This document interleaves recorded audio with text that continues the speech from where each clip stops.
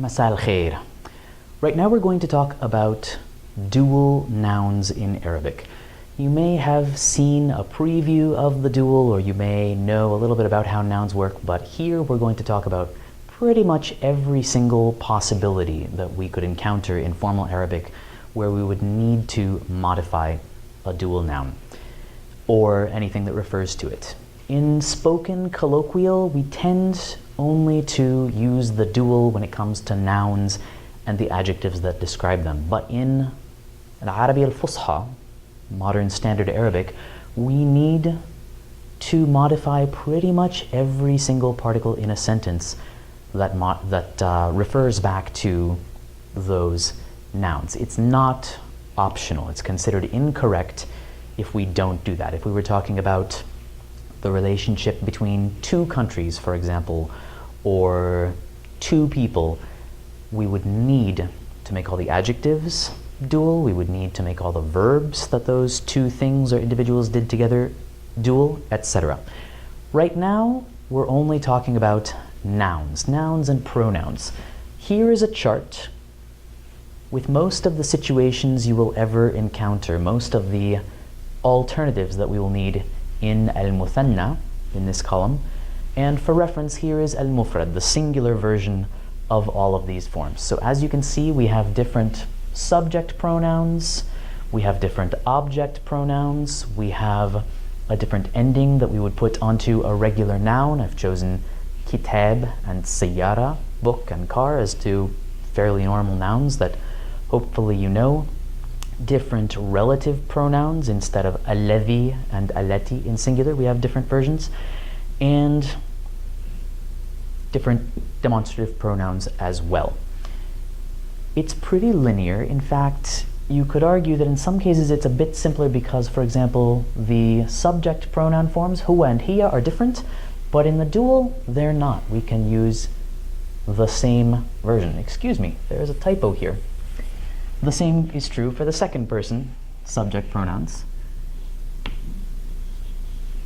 It is entuma that we have, not homo once again.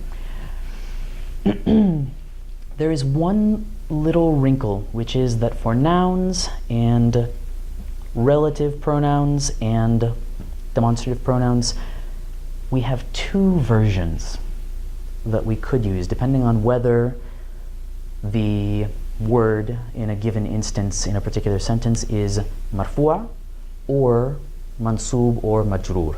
We have videos about all of those terms and when we should expect to use them in a fully vocalized sentence. You can go check those out if you need a refresher. Basically,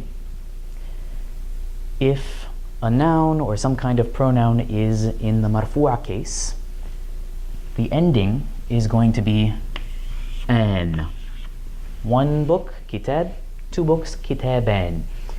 If it's in mansub or majroor, it's going to take the same slightly modified ending, ayn instead, with a fatha followed by a ya and a noon instead of and alif and a noon. This may seem like a lot of information, but luckily it's fairly regular. We can see that that is true for nouns, for relative pronouns, alladhan, alladhain, allatan, allatain, and also for demonstrative pronouns. Hadhan, hadhain, hatan, hatain. So all we're doing is taking that alif and flattening it out from an to ain. Let's take a look at a couple of examples. I have some sentences here that are written in the singular, and what we're going to do is try to modify all of the nouns and pronouns in the sentence to talk about two things instead. Here's number one. هذه هي المقالة التي قرأتها منذ أسبوع. This is the article that I read a week ago or 1 week ago. Now suppose I want to say these are the two articles that I read 2 weeks ago. We have to change a bunch of things in this sentence. هذه, just for one feminine singular object. So instead I would say هاتان هما. These here are the two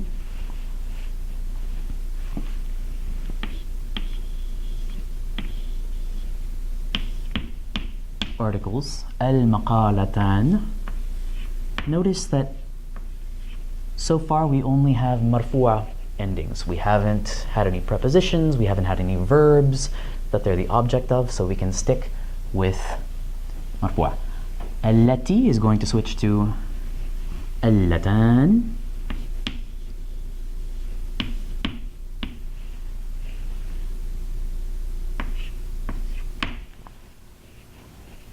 I am still singular, I read them. قرأت. But I read two of them, not one, so I need that object pronoun for two. قرأتهما.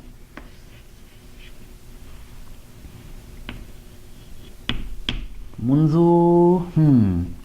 not 1 week ago, 2 weeks ago. منذ أسبوعين. This is مجرور because of منذ. منذ أسبوعين. In this construction, منذ is a preposition, and this is technically sort of an إضافة. Ago, 2 weeks. So as you can see, we would need to sort of change 1, 2, 3, 4, 5, 6 different things in this sentence, but it's all pretty predictable and pretty regular, and the same rules could be applied to any other situation of the dual. Let's take another look. تعرفت على أستاذ الاقتصاد في الحفلة. Here is one other wrinkle. As with other regular plural endings, like the un, in ending that we would use for regular masculine plural, if we have a word that takes one of those regular plurals that ends with a noon, and it's part of an idafa that isn't the final word, we are going to drop that noon. So I would say تعرفت على, we have a preposition here, so if I made ustad in the dual, ordinarily I would add that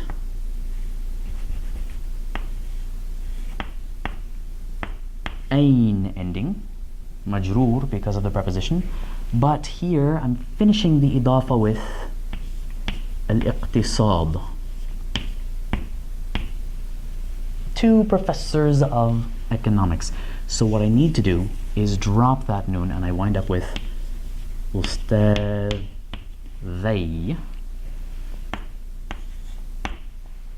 al-iqtisad. The rest of our sentence remains the same. Here's a nice long one. Do you know the new student that wants to study with us? هل تعرف الطالب الجديد الذي يريد أن يدرس معنا? Let's put the case endings on these verbs because it's also going to be important. We have a separate video about verbs in the dual, but this can be kind of an introduction. Okay. هل تعرف الطالب الجديد? Well, تعرف is a verb, and الطالب الجديد is mansoob because it's the object of that verb. المفعول به. So we're going to say instead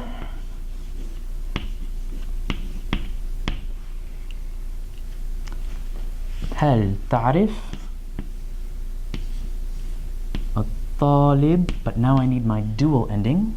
It's mansoob. الطالبين الجديدين.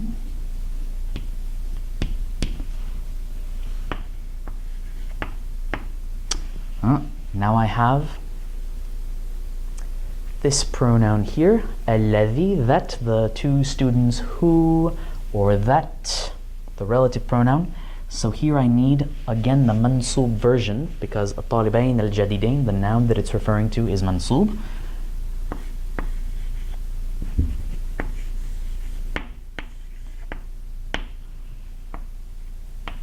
اللذين, and here I'm going to conjugate the verbs differently as well. I'm running out of space here. اللذين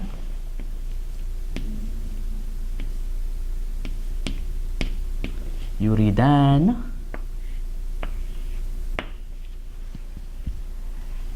أن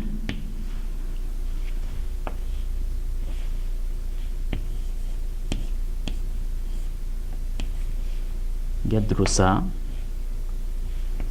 معنا.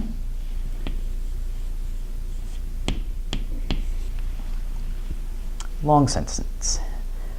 هل تعرف الطالبين الجديدين اللذين يريدان أن يدرسا معنا? How it's a bit contrived, but it gets the point across, right? Do you know the two new students who both of them want to study with us?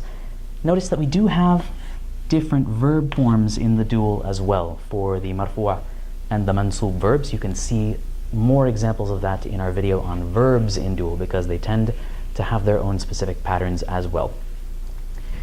Once again, it can seem like a lot of information to absorb all at once, but if you practice just converting some simple sentences from the singular to the dual, you'll discover that it really is a very regular process and we can count on seeing the same patterns. There aren't too many strange exceptions floating around.